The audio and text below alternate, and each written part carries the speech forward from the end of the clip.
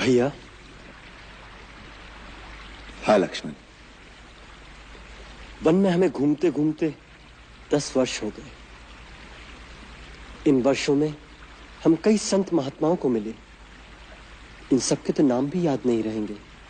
लक्ष्मण, केवल नामों की सूची याद रखने से क्या लाभ? नाम तो केवल एक बाहरी पहचान के लिए होता है। उनके आंतरिक गुणों को ही याद रखना चाहिए। ये सिद्ध पुरुष जो बाहरी जगत से दूर इन दुर्गम स्थानों पर बैठे साधना कर रहे हैं, ये जो नगरों और बस्तियों में अपनी शक्ति का प्रदर्शन नहीं करते, ये बड़े दुर्लभ लोग हैं। इनके तो दर्शन मात्र से ही लाभ होता है। केवल दर्शनों से क्या लाभ होता है? सीते, जैसे धूप में केवल बैठने मात्र से ही सूर्य की गर्मी हमारे शरीर में प्रवेश करती है, उसी प्रकार उनके निकट बैठने से उनके आत्मज्ञान, उनकी शक्तियों, उनकी भावनाओं का सूक्ष्म प्रकाश हमारे सूक्ष्म शरीर में प्रवेश करता है। वो बिना कुछ कहे ही बहुत कुछ दे देते हैं। तपोवन के जिस भाग में अब हम प्रवेश कर रहे हैं, वहां एक से एक महान ऋषि होंगे। यदि उनके सत्संग का पूर्ण लाभ उठाना हो तो अपने मन और बुद्धि की खिड़कियां और द्वार खोलकर उनके चरणों में बैठ जाना चाहिए। यदि उनके पास जाकर विनम्रता से एक भिक्षुक की भांति मन की झोली फैलाकर चुपचाप बैठ जाओगे तो अपनी साधना के द्वारा प्राप्त किए हुए ज्ञान के अनमोल रत्न वो तुम्हारी झोली में अनायास ही डालते रहेंगे। लक्ष्मण, जीवन में ऐसे अवसर बड़े भाग्य से मिलते हैं, अन्यथा इन महान विभूतियों के दर्शन बड़े दुर्लभ हैं। सबसे बड़ी शक्ति मन की है, परंतु मन एक चंचल घोड़े की भांति कभी स्थिर नहीं रहता। योग के द्वारा चित्रवृत्तियों का विरोध करके जो मन को काबू कर लेता है, उसका मन सर्वव्यापी आत्मा के अधीन होने से वो संसार की समस्त शक्तियों पर अधिकार पा लेता है। राम,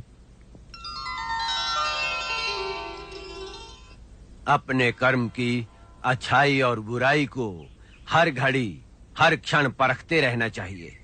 अपने कर्म को परखने के लिए मनुष्य के पास एक ही कसौटी है। वो ये सोचे कि यदि मैं इसी समय मर जाऊं तो मेरा यह कर्म किस गिनती में आएगा। इसलिए यदि कोई भूल हो जाए तो उसे तत्काल सुधार लेना चाहिए। ये कभी ना सोचे कि आज की भूल को कल सुधार लूंगा। कभी कभी काल कल का समय नहीं देता। धर्म के मार्ग पर चलने के लिए ज्ञान का प्रकाश आवश्यक है। यदि ज्ञान का प्रकाश न हो तो अंधकार पूर्ण मार्ग पर धर्म एक अंधे की भांति भटक सकता है। जहां जीवन है वहीं मृत्यु है, जहां मंगल है वहीं अमंगल भी साथ खड़ा है। केवल सुख पकड़ने जाओगे तो उसी की छाया में दुख को भी खड़ा पाओगे।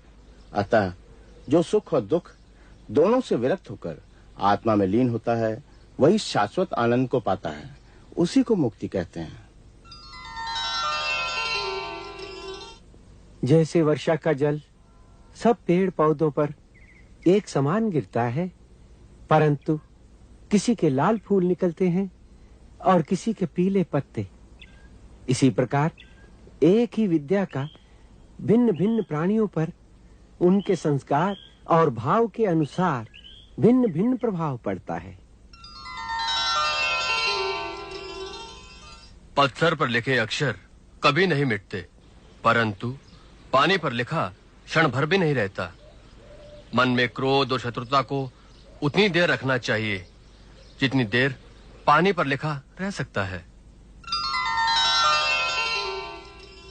श्री राम, धन के अतिरिक्त भी तुम कुछ दे सकते हो।